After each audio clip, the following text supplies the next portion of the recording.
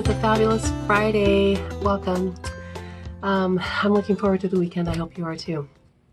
I hope you've had a great week trying out, thinking about moral development in young children and how we can help them make meaning of what the words "I'm sorry" mean. And so if you haven't looked at that video, check it out on Just Keep Parenting on YouTube. And today we're going to talk about tattling. It's one of the things that's kind of come up in the classroom with a couple of parents this week in the booth. We've been trying to figure out how do we help children who tattle, right? It's annoying for us. It doesn't really do anything for them other than gets our attention, right? And so if we're looking at behavior as communication, right, one of the things we have to think about is, what are they trying to accomplish? What are they trying to tell us? What are they trying to communicate to us by using the strategy of tattling, right? And so one of the things is just to stop and think about it for a minute. What are they trying to get, right? As if we use the brain state model that comes from conscious discipline, one of the things that they talk about is if we're in our emotional state, right, where we're like, and we usually sass a little bit, we usually talk back, sometimes we yell when we're in that state, right, and we're trying to get up to the executive. We call it our thinking brain right here. And we haven't gone back here to the flight or fight, right, or the survival state of our brain, but we're kind of here in the middle where we're going back and forth. And part of that will be tattling, right? Because we're looking for something. And when we look at the emotional state of the brain, one of the things that it's trying to figure out is, am I loved? Am I connected? Right? And that's what they're seeking. That emotional part of our brain is seeking a connection. And so when I find children tattling, it usually communicates to me that there's a connection that is wobbly, so to speak.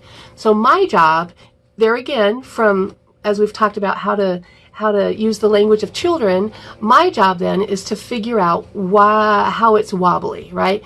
I could look at the hierarchy of needs, right? Maybe it really is that they're tired. Maybe it really is that they didn't eat breakfast this morning. But then if I know all those needs have been met, then I want to look at that connection piece. So I want to say, what is it that is causing this child to need more connection from me? And so some of the things that I work on with children is, when I hear tattling, our first reaction is, stop tattling. Take care of yourself, right? And it's like, I can't take care of myself because that's bugging me over there. And this is, usually something that is probably bugging us if we saw it. But having that conversation and I say to them, if that's bugging you, then we need to go use our big voice, right? It's not our yelling voice. We refer to it as our big voice, which is something that helps us use our, to tell people how we're feeling, right? And so I try to work with the children and say, if that's bugging you, then you need to go use your big voice. It's not bugging me.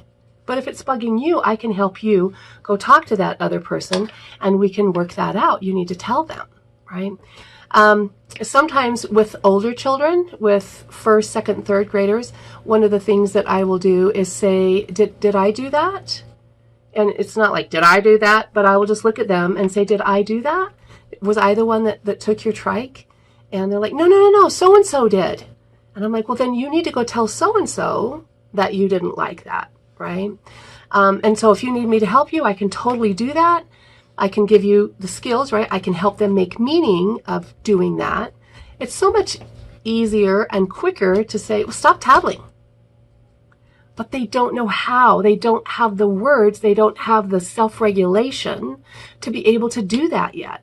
So my job as that caring adult in their life is to help them through that process, right? Some kids, it may only take a couple of times. Some kids, it may take a few more than a couple of times to be able to help make meaning of how they can take care of that tattling problem on their own. And so as we struggle this week, even if we stop, I love the 12 steps, right? Even if I just stop saying stop tattling, I'm making progress in making meaning for children. But I want to move myself forward and talk about how can I help them stop tattling, and that is to make meaning of what's going on. But I also have to look at the brain connection, right? That emotional state. Are they feeling a need to connect with me or connect with another adult in the house, right? They're feeling that, am I loved? Am I connected? And when I feel loved and when I feel connected, then I'm going to flop up to the executive state of my brain. And I can usually self-regulate pretty well there. But when I'm kind of in that middle, not in the survival, but I'm kind of in that middle, which we call the emotional state of our brain, then that's when that happens. So move forward. If you want to figure out anything else about how we talk so kids can listen, right? How we make meaning for them, find me on YouTube at Just Keep Parenting. And we're just going to keep on swimming, folks. Parenting is joyous. Parenting is hard. Parenting is pretty rewarding sometimes, and sometimes parenting is like you feel like you're drowning. So that's what we're doing, is helping each other out. Takes a village. And go team.